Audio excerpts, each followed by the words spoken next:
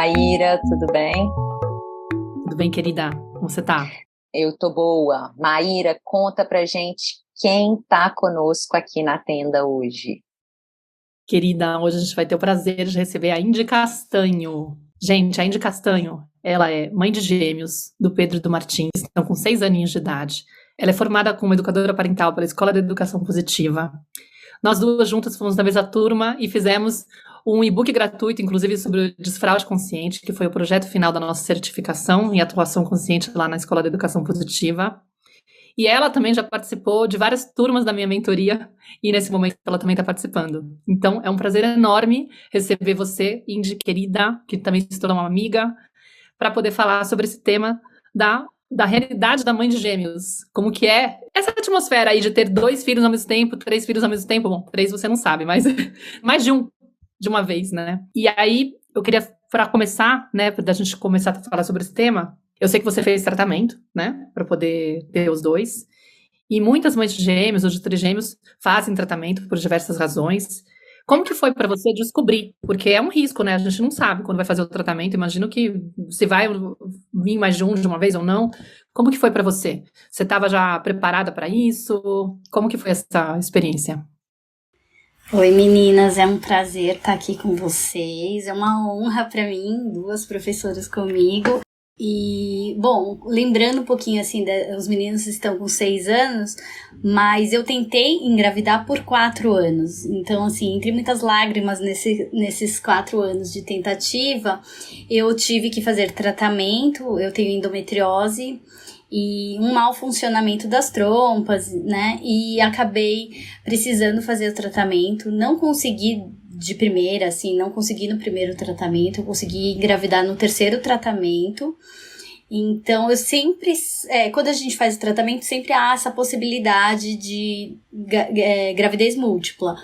Mas, como eu já tinha feito 2 que não tinham dado certo, então eu já estava num lugar assim, de que seja o que tiver que ser, né? E quando a gente vai fazer o tratamento, no dia que eu fui fazer a implantação dos embriões, a embriologista falou, olha, tem 2 que estão muito bons. 2 embriões que estão muito bons. E os médicos, na época que eu fiz, acho que hoje em dia o protocolo é colocar um bebê por vez. Justamente por causa de todos os riscos que envolvem uma gravidez gemelar.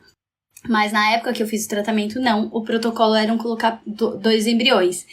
Então, como ela falou que tinham 2 que estavam muito bons, eu fiquei um pouco assustada. Eu falei, então coloca 1. Mas o meu marido estava junto e falou, não, a gente já tá 4 anos nessa batalha, eu acho que coloca os 2. Só que quando o médico chegou, ele falou, olha, a chance de gemelar acontecer é 25%. A maior parte das pessoas que colocam 2 embriões acabam tendo um bebê. Então eu falei, bom, então tá bom, coloca os 2.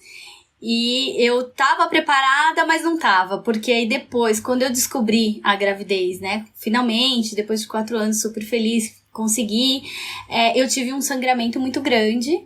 E aí, com esse sangramento, eu fui pro hospital e aí eu descobri que eram 2 no hospital, né, no meio do sangramento. Então, eu sabia que existia a possibilidade de uma gravidez gemelar, mas como eu descobri num susto, né, pelo sangramento, então eu passei uma gravidez, assim, cheia de medos. Então, acho que foi... apesar de eu saber da possibilidade, eu tive muito medo. O Indy, você falou que, né, uma gravidez gemelar, ela envolve vários riscos e desse sangramento que você teve, eu queria saber que você falasse um pouquinho, né, para as nossas ouvintes, sobre as angústias que você se lembra, que você viveu durante a sua gestação, assim, como que você foi lidando com isso, compartilhar um pouquinho dessa realidade, dessa angústia, da possibilidade, né, dos riscos um pouco maior. Conta pra gente como que foi essa etapa. Eu acho que eu tinha tanta vontade de ser mãe, então fazendo ali o tratamento, apesar de eu saber que existia esse risco, eu não tinha ido muito a fundo pesquisar, eu só passei a realmente me interessar pelo mundo gemelar quando eu descobri a gravidez. E eu lembro que como teve esse sangramento, foi um descolamento grande, e aí teve esse sangramento, eu fiquei com muito medo, e aí eu achava que podia ser culpa minha. porque quando eu descobri que eram 2 lá no hospital com sangramento, lá, quando eu fiz o tratamento e o médico colocou 2 embriões, eu pensava muito na questão financeira. Eu falei, meu Deus, como vai ser? Como que, né, amamentar 2, cuidar de 2. Então, eu tinha certos receios. E quando eu, com o sangramento, descobri que eram 2, pensei, nossa, talvez esse sangramento seja a minha culpa. Em algum momento, talvez eu tenha rejeitado. E então, eu sentia muito medo e culpa. Acho que medo e culpa foram muito meus parceiros e companheiros nesse processo durante toda a gravidez.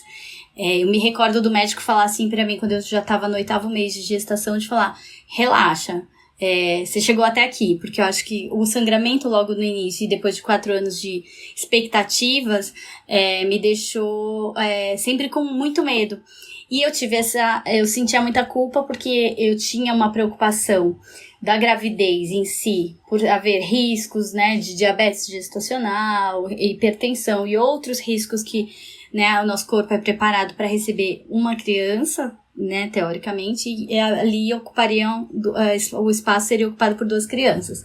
Então, eu tinha esse medo do físico, né, do como seria passar por essa gravidez, mas eu acho que o meu medo envolvia muito também questões financeiras, como que eu vou dar conta de amamentar 2 crianças. Então, eu me sentia...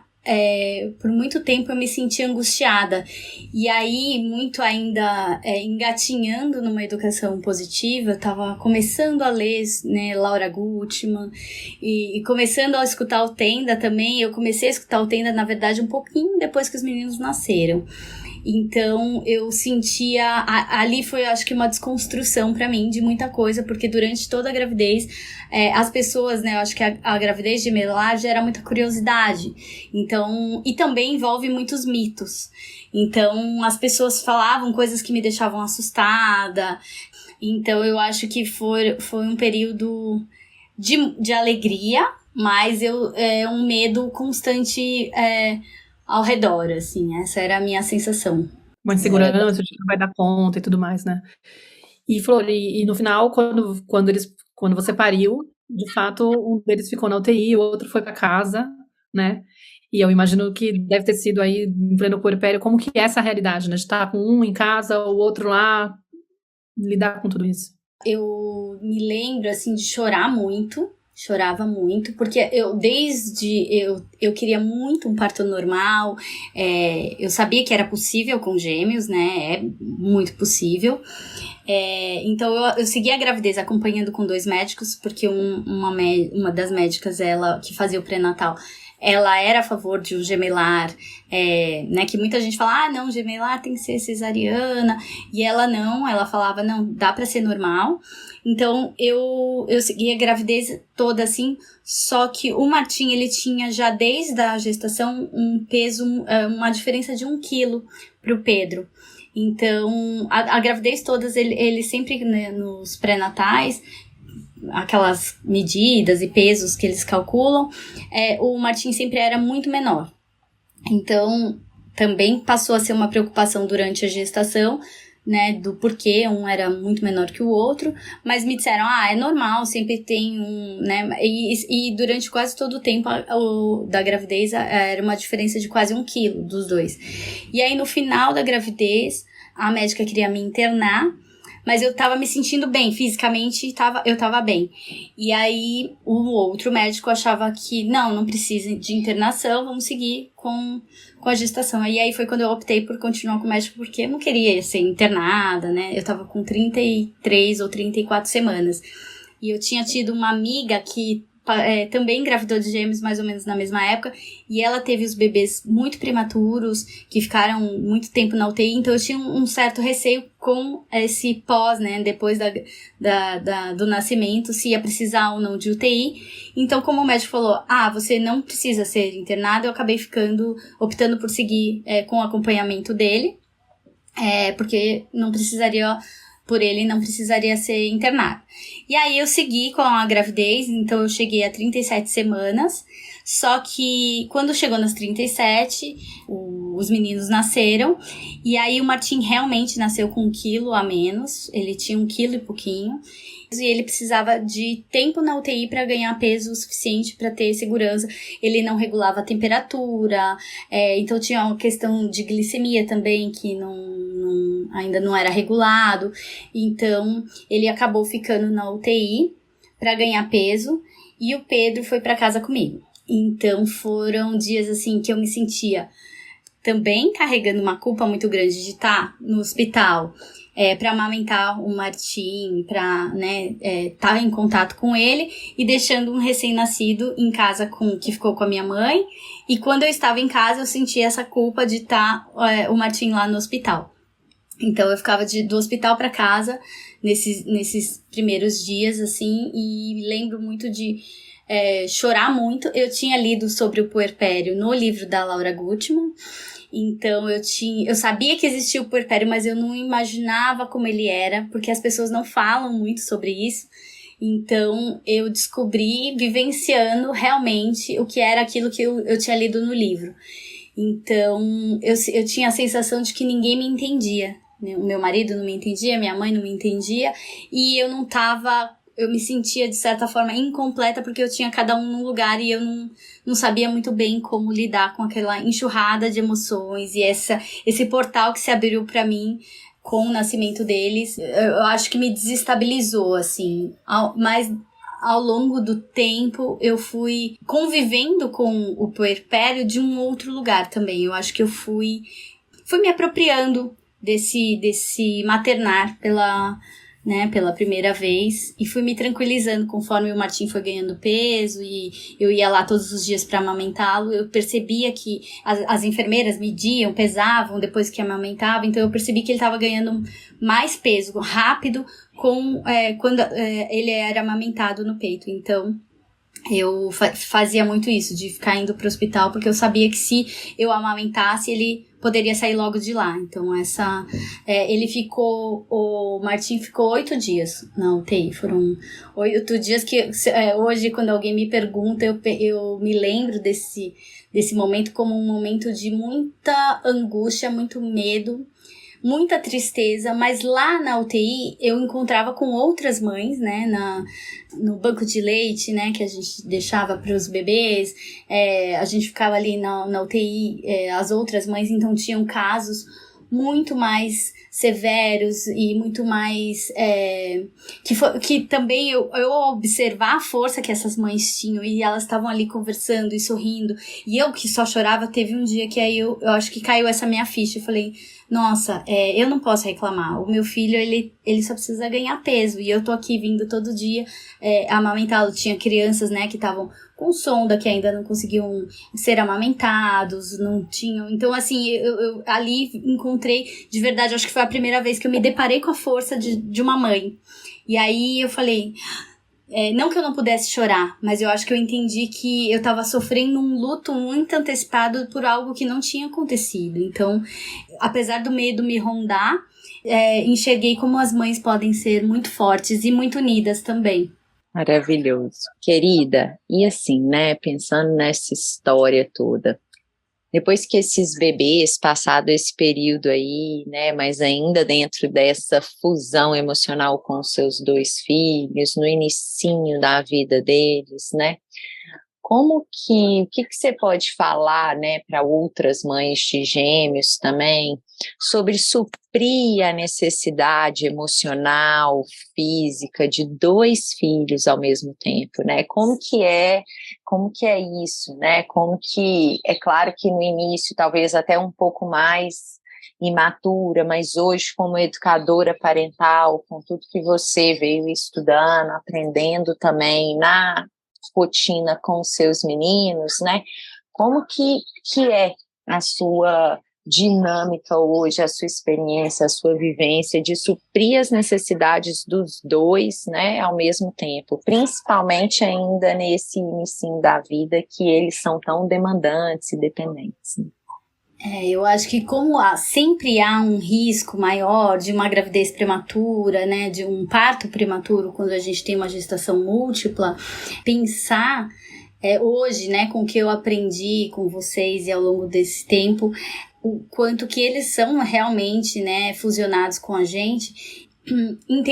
Eu não entendia sobre traumas, então eu não enxergava que aquela minha vivência era muito traumática para mim e era muito traumática para eles, que chegaram no mundo já ficando afastados da mãe, logo que nascem. Logo que nasceram, os dois, na verdade, no início foram para UTI. No segundo dia, o Pedro veio para o quarto e o Martim continuou na incubadora. Então, eu não calculava aquele trauma, como ele pode ser realmente impactante para a criança. Né, de não ter a mãe, não sentir o cheiro dela, não escutar a voz dela. Então eu acho que isso é uma coisa que eu diria para as mães que ainda não tiveram seus bebês, as mães de gêmeos, de ter essa conversa honesta e aberta com os hospitais, enfim, né, onde esses bebês vão estar, caso eles precisem ir para uma UTI neonatal. Dessa presença da mãe, o quanto ela é importante para o desenvolvimento dessa criança, para essa mãe se sentir mais tranquila e mais segura diante de tudo que, né, uma UTI apresenta. Então, porque eu acho que no momento que eu entendi que eu podia encontrar essa força em mim, e eu podia recorrer à ajuda a outras pessoas para que eu me estabilizasse, talvez esse início não fosse tão doloroso quanto foi para mim. Eu acho que eu diria para ter uma conversa muito honesta, aberta com o médico, com o hospital, dessa necessidade, desse apego seguro, dessa necessidade da presença materna ali, né, do pegar no colo, se for possível, o bebê ser carregado, de ter essa proximidade corporal, né, tudo pode parecer muito assustador dentro de um hospital, de uma UTI, aqueles sons, mas para aquele bebê, por mais intranquila que essa mãe possa estar em muitas situações, o fato do bebê estar ali, podendo escutar, podendo sentir o calor dela, podendo ouvir o coração dela, isso é muito tranquilizante para essa criança que já está vivendo uma experiência, né, já bastante traumática. Então eu diria que eu acho que essa fusão emocional, se a mãe tem conhecimento do quanto ela pode tranquilizar o seu bebê com a sua presença e conseguir, eu não diria separar o medo, porque o medo, né, ele faz parte da gente, mas de conseguir sentir e nomear para aquele bebê mesmo tão pequenininho, tudo que ele tá experienciando e de que a mãe dele tá ali, que ele vai ser protegido, então eu acho que nomear para esse bebê que acabou de chegar toda aquela experiência, que foi algo que, por exemplo, eu não sabia, eu não fiz, e eu só fui me dar conta do quão assustador, eu tava muito focada em mim, né, na minha dor, no que eu tava assustada, mas eu acho que teria feito muita diferença também ter falado mesmo pro bebê ali nos momentos que eu tava ali com o bebê, poder dizer, eu acho que quando a gente nomeia, eles conseguem, a gente faz essa separação do que, acho que organiza, né, pro bebê o que ele tá vivenciando e que ele não tá sozinho. Acho que é muito importante que ele entenda que a mãe tá ali por ele. Quando eu te escutava, né, anteriormente, eu estava pensando justamente isso, né, o quanto que você falou, né, de talvez estar vivenciando um luto precoce, assim, né, de uma forma talvez antecipada, mas eu fui percebendo, né, o quanto que hoje, né, com a consciência que você tem, o quanto que também isso te contava da sua própria experiência infantil, assim, né, de tudo que você talvez não pôde expressar, viver, dos medos, das angústias, e de certa forma, como que hoje a gente já sabe que isso fica disponível no momento, né, o que a gente teve que reprimir no nosso inconsciente, como que durante o nascimento dos nossos filhos, como que esse nosso inconsciente, ele vem à tona e ele se revela. E é justamente isso que você estava falando agora, né? O quanto que a gente tomar consciência disso e se fazer responsável pelo que a gente está sentindo e consciente da perspectiva da criança nessa história, né? Do que ela está experimentando, à medida que eu me faço responsável pelo que está me acontecendo, pelo que eu estou sentindo, né? Você trouxe muito o medo, né? A própria culpa. Então, quando eu me faço responsável pelas minhas emoções, entendo o meu lugar de adulto, que tem como buscar recursos, apoio, ajuda, né? E caminhos para expressar o que eu estou sentindo. E, de certa forma, quando eu vou fazendo esse movimento de tomar consciência disso e me responsabilizar, eu vou liberar essa criança, né? Eu posso nomear para ela, mas mais do que nomear, é eu tomar consciência do que está me acontecendo e me fazer responsável.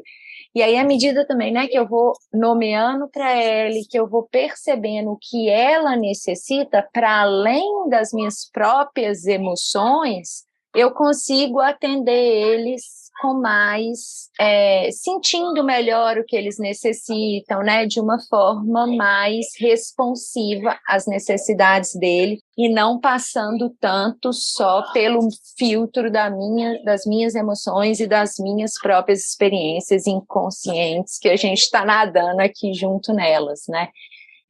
Faz toda a diferença, né? Eu, por exemplo, eu tive 2 filhos, né, de idades muito diferentes. Eu vejo que a forma como a mãe que eu fui na minha primeira gestação e depois, anos depois, com tudo que eu estudei, com tudo que eu busquei, a forma como eu me vinculei, você falou sobre o apego seguro, né, e todas as informações que a gente sabe hoje, assim, né, a forma como eu me vinculei com meu segundo filho é completamente diferente, e eu percebo, né, como essa vinculação, a relação hoje com o outro é muito diferente nesse sentido, né?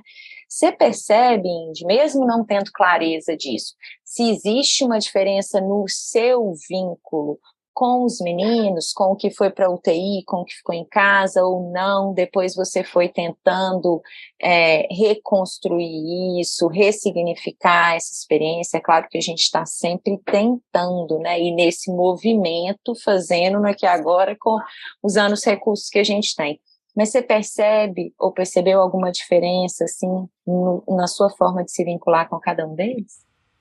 Eu acho que hoje, né, como você falou, esse lugar de consciência faz muita diferença, porque o corpo, ele guarda as marcas, né, do que a gente viveu, e eu não tinha a ideia do que eles estavam vivenciando naquele início de vida. Eu estava muito, né, nesse foco em mim, como você falou, vem muito da minha história também ali, mas eu não tinha essa percepção da experiência que eles, como seres humanos únicos que eram, estavam vivendo. Então, eu tinha um olhar muito até de, meu Deus, esse bebê, porque o Martim nasceu muito pequenininho. Eu lembro que para amamentar, ou quando não amamentava no peito, eles ofereciam uma mamadeira, eu segurava a cabeça dele com os meus 2 dedos. O indicador e o polegar, assim, a cabeça dele cabia no meu dedo e era assustador, assim, pensar do quanto aquele ser tão frágil e tão pequeno estava passando por tantas coisas, e eu não tive essa percepção lá, mas eu tinha um olhar de que como se o Pedro fosse muito maior, então ele precisasse menos de mim do que o que era menorzinho. Então eu acho que eu fiz essa diferença. E por muito tempo, inconscientemente, eu tinha essa preocupação muito maior com o Martim. Eu era o primeiro que eu corria para acolher, porque em algum lugar ficou para mim registrado de que ele precisava mais. Quando, na verdade, hoje, nesse lugar de mais consciência, né, como você falou, a gente segue tentando, eu percebo que eu faltei muito, talvez, pro Pedro, por achar, né, de que como fisicamente ele era um bebê um pouco maior, né, ele tinha 2 quilos e pouquinho, eu achava que tava tudo bem, a minha mãe tava cuidando dele, não, tudo bem, ele dá mais conta do que o outro, que é muito pequeno, muito frágil. Então, eu acho que esse lugar hoje de consciência me faz ver que não importa, né, o tamanho, a experiência inicial de cada bebê, claro que afeta extremamente a vida deles e a nossa, mas eu existia num determinado lugar de que eu achava que o Martim precisava mais de mim, por ele ser mais frágil. Eu achava que a vida toda ele ia precisar muito mais de mim, e hoje eu já tenho essa percepção muito diferente.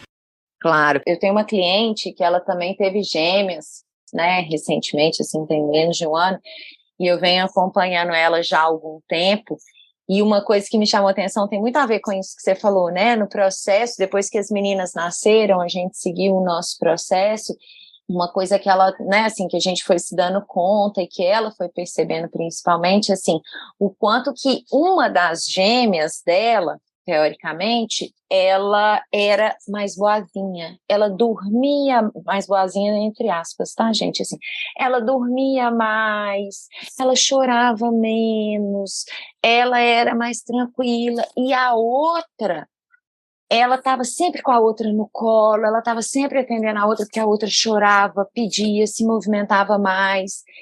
E aí, a hora que a gente foi trabalhando no processo dela, ela foi se dando conta do quanto a que ela acreditava que era boazinha, ela estava sendo desamparada e se resignando, deixando de pedir, porque, afinal de contas, ela estava sempre com outras pessoas, porque a mãe estava ali mais ocupada daquela ali que pedia mais, que chorava mais alto, que reivindicava mais.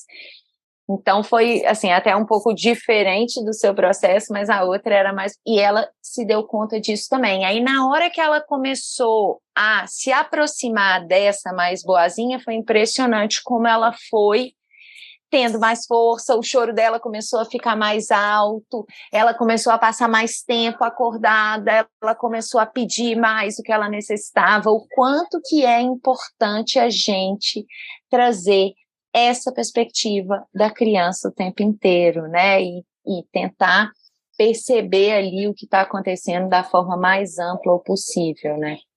Não, e eu achei curioso, porque quando você estava descrevendo você lá na salinha com as outras mães, passando pela mesma situação, na UTI, nananã, você fez essa comparação do tipo assim, por que eu tô reclamando se meu filho tá bem comparado com os outros? É quase se fosse a mesma situação, de achar que, tipo, se a pessoa tá com menos problema, não quer ela ficar precisando de tanta atenção, né? Eu mesma não vou me dar tanta atenção, já que, olha só, comparando aqui, a realidade delas é muito pior. E aí, de repente, você faz a mesma leitura com eles. Ou seja, enquanto eu me reviso e descubro que eu já tenho essa postura comigo, é claro que quando eu tô olhando para dois seres, um tá mais frágil e o outro tem fragilidade, mas tá mais forte, ele com certeza se vira, não tem problema, não é tão preocupante. Não é curioso como a gente tá o tempo todo agindo assim, né? E é engraçado, porque você falou isso, e aí eu fui pensar no que a Clarice falou do vínculo, e eu achava, né, claro que aí depois eu fui tomando um pouco mais de consciência e é um processo, né, que eu ainda vivencio, mas eu fui percebendo que chegou um momento que eu achava que que o outro reclamava mais, que, né, eu achava que ele me espelhava muito mais, né, eu achava que o Pedro demandava mais, o Pedro é mais agressivo, eu fui rotulando o Pedro muito mais do que o Martim, por exemplo. E aí, quando eu me percebi fazendo isso, foi aquele momento que acontece que eu acho que muitas mães de gêmeos passam, que então eu vou dar tudo igual, amor igual, e aí entra nessa coisa de querer oferecer tudo igualmente, e eu lembrei muito da minha história, que, né, eu e a minha irmã, eu sempre achava que meus pais protegiam a minha irmã, que a minha irmã era boazinha e eu não. Caiu na minha consciência o meu lugar de dor e falar, não vou fazer igual com os meus filhos. Eu tenho que ser a mesma mãe e dar igualzinho para os dois.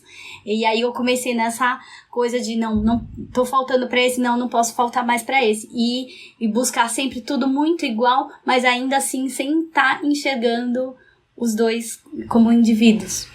É louco isso, né? Assim, como que a gente vai e até a sociedade, de alguma maneira, contribui para isso, e que se a gente não questiona, a gente vai acabar, né, mais uma vez, centrado na perspectiva do adulto, vamos facilitar, né? Porque se eu sou a mesma, se eu dou o mesmo, teoricamente eles não vão ter o que reclamar, e se reclamar, já sei, não, se um não está reclamando, é esse que é reclamão, é esse que é mais difícil, é esse que é agressivo, né?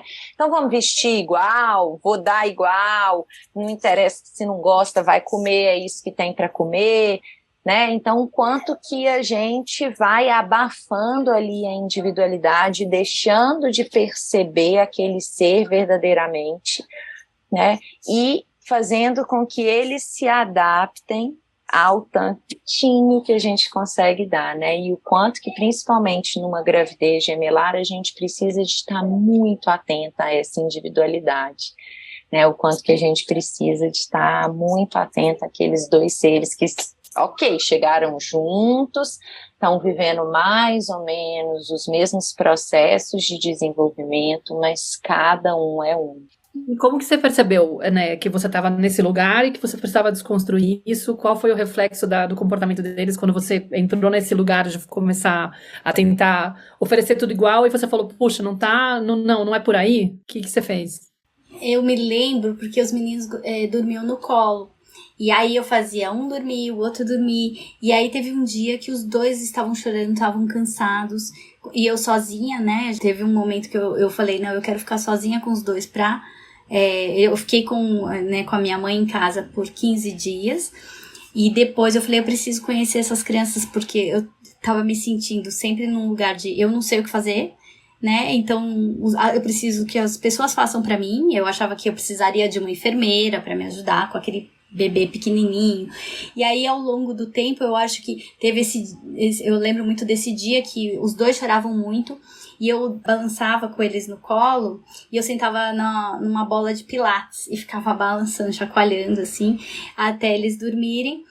Esse dia os dois choravam e eu pensei, eles precisam de silêncio, então eu vou sair com um pra um dormir e aí eu pegar o outro. E aí aquele dilema de, meu Deus, qual dos dois eu vou pegar, né? Eu tô sozinha, qual dos, né? De fazer uma escolha, né? E aí eu lembro que eu falei, peguei, eu não lembro, acho que era o Pedro, e levei pro quarto, e ele dormiu rápido, porque ele tava cansado, e aí, quando eu voltei pra buscar o Martim já tinha dormido, mas ele tinha chorado tanto, que ele dormiu e tava com aquele choro sentido, assim, ele tava dormindo, mas tava suspirando, assim, e aí eu me senti muito, muito mal de falar, nossa, ele dormiu aqui sozinho, sem uma voz, sem um colo, sem um amparo, e obviamente, né, que com duas crianças a gente nem sempre vai ter colo e braço para os dois, mas eu acho que é mais do que o colo, né? Mas a nossa presença é muito importante, a nossa disponibilidade. Eu tava apavorada de estar ouvindo os dois ali, então ali eu falei, eu preciso respeitar a individualidade de cada um, não dá, porque eu fazia muito isso de organizar para o que fosse conveniente para mim. Dorme todo mundo no mesmo horário, vamos, né? Eu queria otimizar, e aí quando eu entendi que a rotina ela é flexível, né? Então aí eu acho que eu consegui relaxar e aí comecei a observar cada um como um ser humano único, porque é isso, assim, a gente coloca os dois no mesmo balaio, como diz, né, de achar que eles nasceram no mesmo dia, então tem que dormir no mesmo horário, tem que comer no mesmo horário, e aí quando eu vi, eu falei, nossa, não precisa ser assim, né, eu consigo tentar fazer um pouquinho, dividir ao mesmo tempo, mas nem sempre os dois vão precisar dormir no colo, eu queria fazer tudo muito igual, né, e eu não tava enxergando a necessidade de cada um que podia ser diferente, que era de fato diferente, né, porque são seres humanos diferentes, eles dividiam a mesma data de aniversário, mas não a necessidade, um precisava do colo mais, às vezes o outro precisava de uma voz ali por perto, um carinho, um toque, e não necessariamente o embalo no colo, enfim, então passei por esses dois momentos. Eu acho que eu passei por um momento que eu queria proteger muito um e achar que o outro é forte e acabei sendo muitas vezes negligente com ele. E depois achei que tinha que ser tudo igual e tentava fazer tudo igual. E aí foi, acho que quando começou a cair minha ficha de que eles eram indivíduos diferentes e tinham necessidades diferentes. Mas eu levei um tempo pra isso. E qual foi a etapa mais desafiadora, assim, até hoje com os meninos que você sente da sua experiência? Eu acho que assim, quando eles começaram a ter um pouco mais de autonomia, de andar, né, então cai naquela coisa do nosso olhar de adulto, né, então eu ainda muito inconsciente, um queria brincar para um lado, o outro queria brincar pro outro, né, então, para qual lado eu vou, né, então eu lembro que eu ficava muito angustiada, eu tinha medo de sair para algum lugar assim, aberto, um parque ou um lugar que eu fosse com os dois. Porque eu tinha pânico de falar, vai correr um para um lado, vai correr outro para o outro, o que eu vou fazer se eu tô sozinha? Até eu me sentir segura para fazer isso. Mas eu me lembro muito de achar muito desafiador esse momento de cada um corre para um lado. É muito louco, né? Assim, quando a gente começa a compreender mais profundamente a teoria do apego, né? Eu lembro de uma coisa que a Lívia falava em alguma aula, assim, que a criança é como se ela se afasta até um certo momento e que ela busca, né, sempre esse contato visual com o cuidador, principalmente uma criança que se sente atendida e respeitada nas suas necessidades, é como se ela não vai para um lugar, assim, de uma forma louca e inconsciente, assim, né, assim, muito louca e sem... Se ela está se sentindo nutrida, se ela está se sentindo atendida, se ela está se sentindo conectada, se ela foi respeitada durante a sua história, nessa etapa aí ela vai explorar, né? Se ela tem um vínculo seguro com esse adulto, ela vai explorar, mas ela sempre vai buscar o olhar desse adulto, ela só vai se afastar até um ponto que ela consiga ainda ver esse adulto. Então também o quanto que isso, né, pode ser minimizado, esse desespero, né, de sair, né, o quanto que isso fala da nossa insegurança, o quanto que muitas vezes a gente também não consegue entregar o que eles precisam e aí a gente fica projetando os nossos medos, as nossas ansiedades neles, assim, né. E eu me lembro muito da minha infância. Minha mãe tinha muito medo de queda, né, de que a gente fosse cair, que a gente fosse... E eu achava que... Eu lembro de assim, ter essa sensação de se me sentir presa. Então, eu achava isso, assim, muito assustador, que cada um ia correr para um lado, mas ao mesmo tempo é isso que você falou. Eles vão sempre buscar a gente, né, a referência deles ali de cuidado. Então, hoje eu enxergo que era um medo muito meu, que eu estava transferindo, e que quando eu resolvi arriscar e falar, tá, vamos sair, vamos ver como vai ser, era muito menos assustador do que a história que eu tinha na minha cabeça.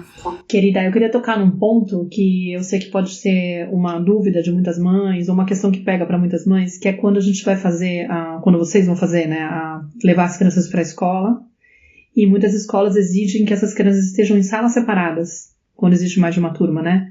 Que tem toda uma ideia aí de que é melhor fomentar a socialização desses dois, porque olha só, senão eles vão ficar só entre eles e, dependendo de como for, eles podem realmente serem duas crianças que se dão muito bem, que estão muito aí grudadinhas e tal. Não é sempre que acontece, mas tem uma ideia, que talvez seja um dos mitos aí que a gente possa tratar, que você falou, tem muitos mitos em relação à realidade de irmãos gêmeos e tudo mais, né? E você também é pedagoga, né? Também tem a realidade de estar acompanhando escolas, já é educadora parental também. Então, pode falar um pouquinho disso, porque eu sei que é um ponto aí que também é um dos desafios que você vive. É verdade. Eu acho que as escolas, no geral, elas seguem uma pedagogia muito ainda nebulosa, né? Muito dessa pedagogia nebulosa que enxerga a criança, num geral, como um ser que precisa ser domesticado em muitas situações, e quando são gêmeos existe essa questão da individualidade, então a escola torna isso como uma regra, vamos separar irmãos gêmeos, né, e porque no fundo eu acho que existe uma dificuldade disso, de enxergar eles como indivíduos diferentes, únicos, mas existe forçar uma socialização muitas vezes. Estudos mesmo que dizem, né, eles falam, a gente separa para que cada um tenha seus próprios amigos, para que cada um tenha a sua individualidade, mas eu acho que eles já nascem muito conscientes de quem eles são. Eles se valorizam, né, eles sabem o seu valor e eles se enxergam como indivíduos, né? Então eles sabem que aquele é o irmão, eles não têm essa bagunça né, de individualidade, é muito mais do olhar do adulto do que da própria criança. Então os estudos hoje que mostram, na verdade, irmãos que estiveram juntos durante o período escolar não tiveram nenhuma perda de aprendizagem, e pelo contrário, eles tiveram um ganho emocional muito grande. E eu, como professora, né, já vi muito acontecer de... aqui a gente separa gêmeos. A mãe sofre muitas vezes, e às vezes essas crianças não estavam prontas para essa separação, elas não são ouvidas muitas vezes, e uma das crianças ela era extrovertida, brincava, de repente ela se recolhe, ela começa a roer unha, ela passa a não dormir direito. Já tive relato de mãe que falava, nossa, mas a gente chegava pra brincar, ela ia brincar, agora aonde eu vou ela fica agarrada na minha perna, ela não vai mais né? Então eu sinto que falta o olhar para esse emocional dessas crianças, porque os estudos mesmo que existem com gêmeos não são muitos, são poucos ainda, a maioria deles é fora do Brasil, mostra que irmãos juntos não tem perda cognitiva nenhuma, perda de aprendizagem, e tem um emocional muito mais fortalecido. E onde há essa separação gera angústia, gera às vezes sofrimento, e muitas vezes os pais não fazem ideia também, porque a escola diz que essa é uma regra, é assim funciona, aqui é assim que vai funcionar, e não podem nem questionar, porque muitas vezes eles não sabem que de fato não existe uma lei que separa gêmeos, né? E eu acho que um dos maiores argumentos, né, as escolas no geral falam, a gente olha para as crianças individualmente. Então, se realmente esse olhar é individual para as crianças, não há por que haver essa separação. Isso tem, claro, levar em conta a família e a própria criança, dependendo da idade, falar com ela, o que você gostaria, né, e ouvir o que elas têm a dizer, porque é muito sobre a vida delas, é a vida delas que vai acontecer ali naquela escola.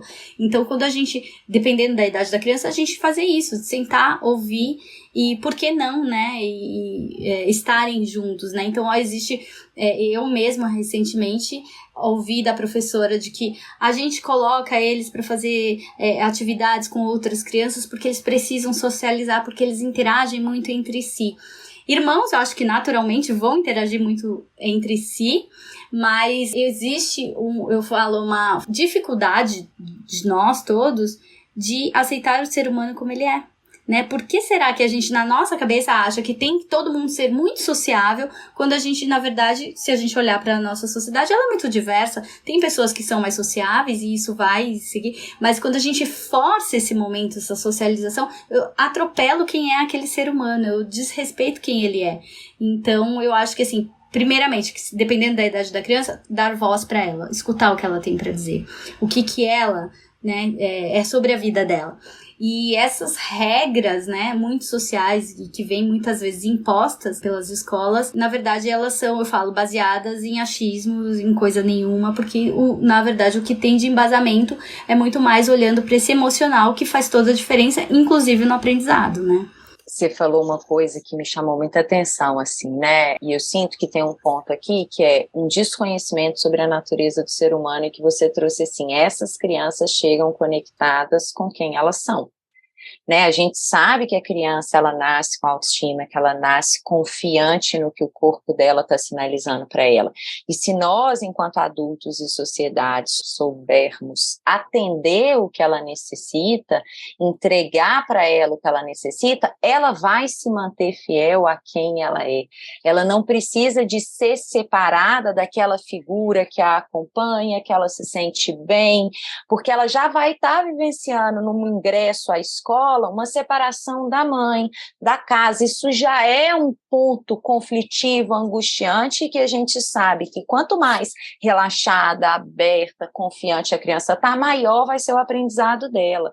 Né? A gente não precisa de seguir forçando e gerando mais trauma, mais desconforto, em nome de uma autonomia que não é real. Essa autonomia, essa autoestima, essa confiança para seguir com vontade, com vigor em direção à vida, ela nasce justamente da possibilidade dessa criança ser amparada, ser atendida, ser acompanhada no momento que ela ainda é dependente, que o sistema nervoso dela ainda não é maduro, que ela, né, necessita estar próxima de figuras que ela se sente confiante, né, que trazem para ela um conforto. Não que esse outro irmão seja responsável por corregulá-la, mas de alguma maneira esse outro irmão é uma referência que traz uma certa segurança.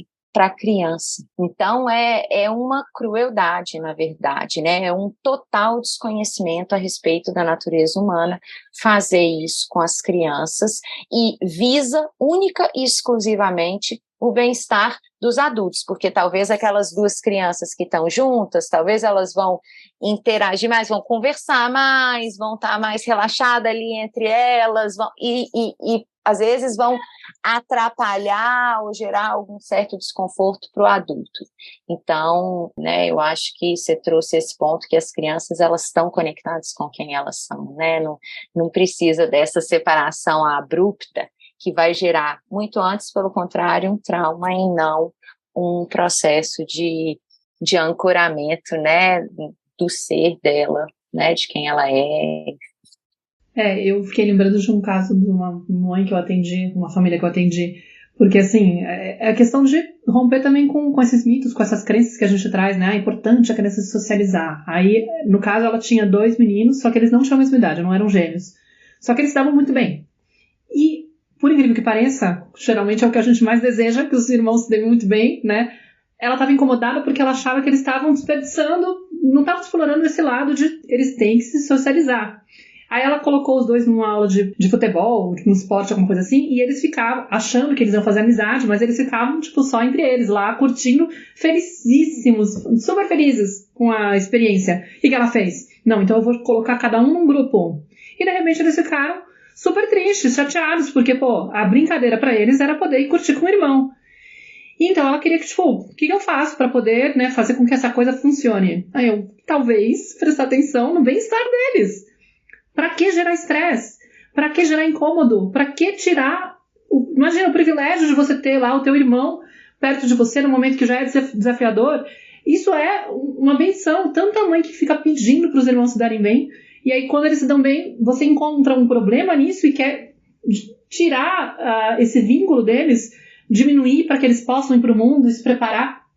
A gente cria um script na cabeça, né? Do que tem que ser, como tem que ser. E isso desconecta a gente dos nossos filhos. A gente não tá vendo o serzinho lá na nossa frente que tá falando, amo meu irmão, acho mó barato estar com ele. Ah, não, mas importante é você aprender a gostar de outras pessoas também. Vou tirar você do convívio com ele, vou fazer você sofrer, não poder aproveitar. Por que a gente tá aqui, gente?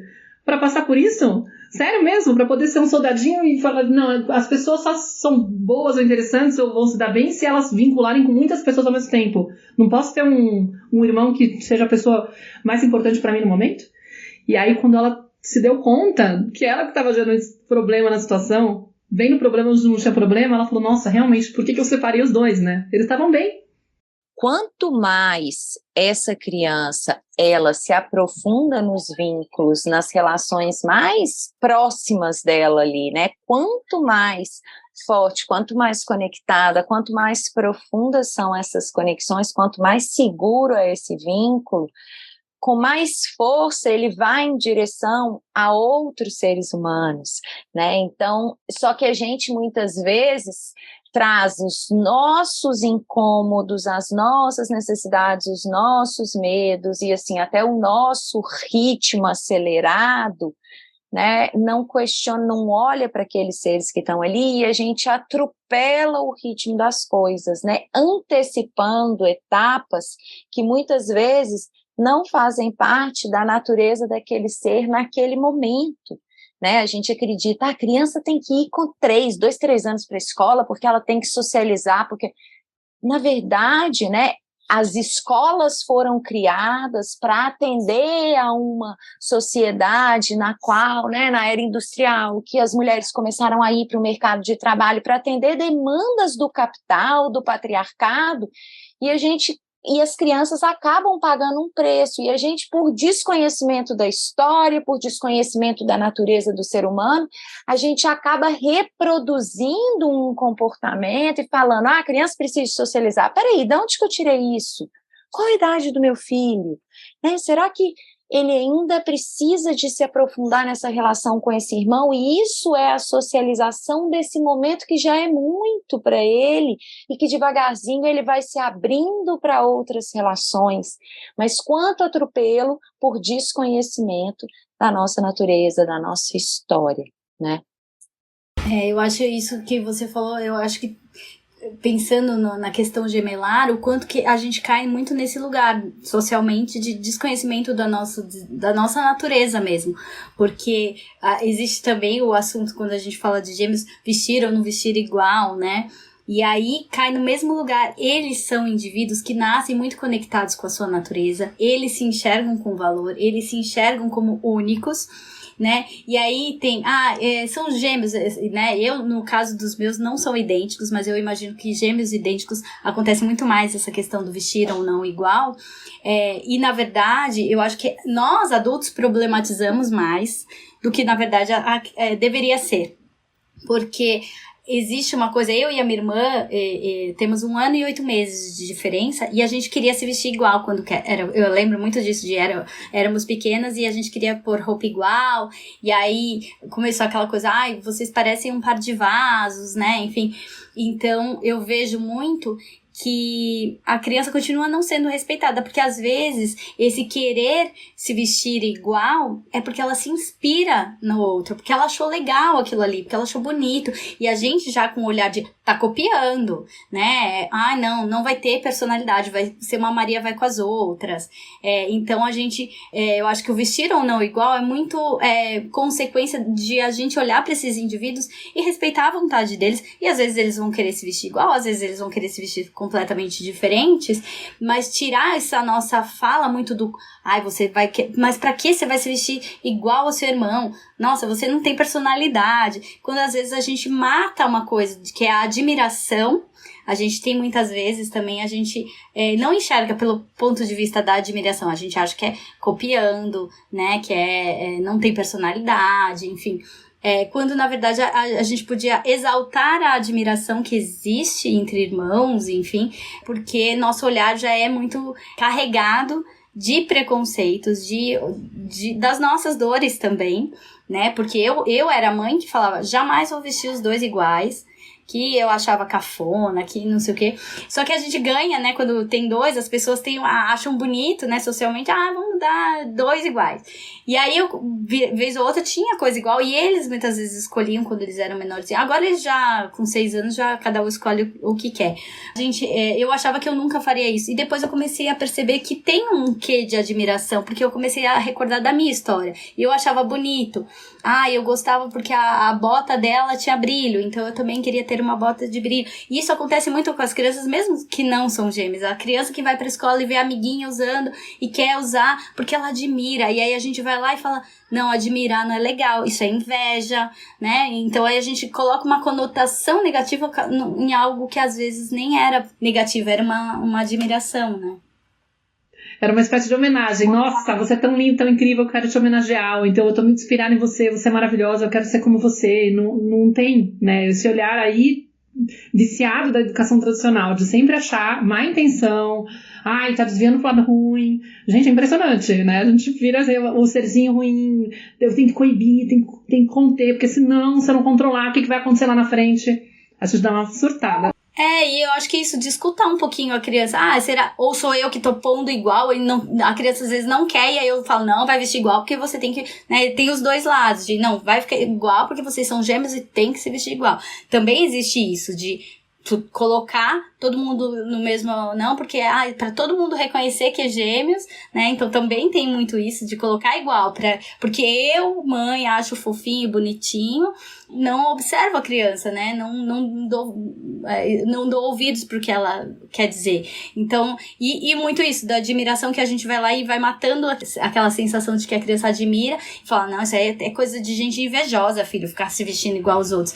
E aí a gente cresce e admira alguém, né, admira a Maíra, admira a Clarissa, admira, e se inspira nessas pessoas, e aí a gente começa a achar legal, bonito se inspirar, legal, né, a gente não coloca pra gente que olha, eu tô com inveja da Maíra, tô com inveja da Clarissa, né, a gente coloca como admiração, né, porque de fato, muitas vezes é o lugar de olhar, achar legal as coisas que aquela pessoa diz, e enfim, e querer parecer em algo com aquela pessoa, não deixando de ser quem eu sou, mas de realmente me inspirar naquilo que eu acho admirável no outro. Então, acho que muito disso, de tirar meu véu, né, da minha história e olhar, de fato, para aquelas pessoas que estão ali diante de mim, né?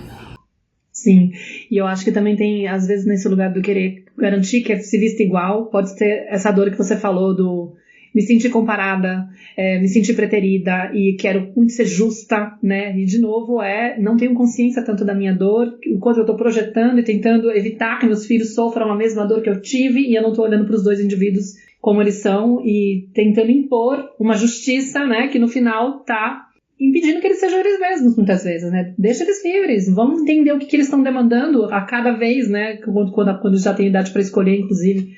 Mas, Flor, queria muito agradecer. Se a gente pudesse, a gente ficaria aqui muito mais tempo, como sempre. Mas, assim, foi um prazer imenso ter você aqui. E eu queria que você, se quiser, dar uma palavra final, trazer um recado, uma mensagem que você queira trazer para as mães que estão nos escutando.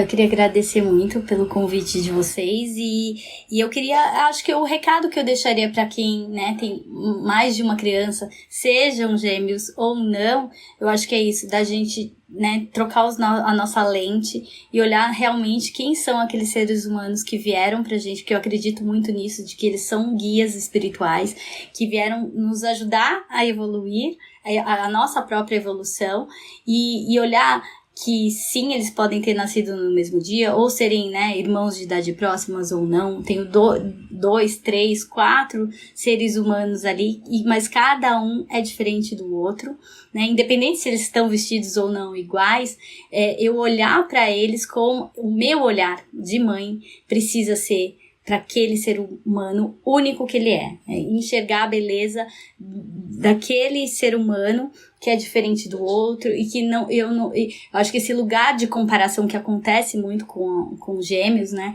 de isso não partir de nós, né, eu acho que a sociedade vai fazer comparações, a escola vai fazer comparações, mas nós somos o maior referencial, então que essa comparação, que esses rótulos não partam de nós e olhar cada um como único. Lindo. Obrigada, Indy. Muito obrigada, Flor. E quem quiser seguir a Indy, ela tem um perfil no Instagram que é o @Indy Mãe de Gêmeos, né? E a gente vai deixar aqui para vocês também clicarem no link, qualquer coisa. E super obrigada mesmo, de coração.